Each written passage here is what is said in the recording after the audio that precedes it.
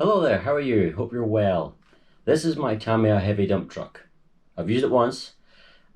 It's bearing some battle scars. It's not quite as pretty as it once was. Confession to make. When I ordered this, I had no idea quite how small it was going to be. Specifically, I had no idea exactly how short the wheelbase was going to be. I could have looked it up, should have looked it up, but the photos looked a little bit bigger, a little bit more impressive, and I thought, I'm going to have a fast basher out of it, not an Arma style send it type basher, but you know, bit of a mistake there. I fitted an SMD brushless system to it, 3900 kV, and with this tiny little wheelbase, I mean you're talking less than a Tamiya lunchbox, really short truck, it was a bit much, in that you couldn't go anywhere near the throttle. Even just this tiny squeeze the trigger, and it wasn't just wheelie uncontrollably, it was up on its end, doink, and then you brake and it would end roll. Yes, it was too much, way too much for this chassis. It's not designed for that sort of thing. And you know how you talk about walking on eggshells? It was like driving on eggshells, although that doesn't work because you could drive on eggshells quite easily. But the point is, I was tense while driving it, really tense and really sort of gentle with the inputs, with the steering and the throttle and the brakes, and it wasn't as enjoyable as it should have been. Now, a lot of people commented on the video saying that looks great fun because it was wheeling and backflipping or front flipping and all the rest of it. And yes, that's exactly what this was for. And it is a good fun toy to watch and hoon around. But I think it's a little bit less power. Less is more in this case. My Tamiya lunchbox is running a 27-turn brushed system. And although yes, it's a lunchbox, you can't exactly take liberties, it will roll over and things. But you can fling it around a fair amount and it will handle it because 27 turn is perfectly adequate for that sort of thing. This, I'm thinking now along the same lines. 27 turn brushed is going to be about the sweet spot for this. It means I can still wheelie, it will still wheelie, it will still roll over, it will still do front flips. But it means I can corner it relatively hard for what it is and give it full throttle and things rather than just, oh, which is what it was. So what I've done is I've fitted a brush system. This is running the classic combination of a Hobbywing 1060 ESC and a 27-turn brush motor. So you are, Hobbywing 1060, my go-to and many people's go-to brushed simple speed controller.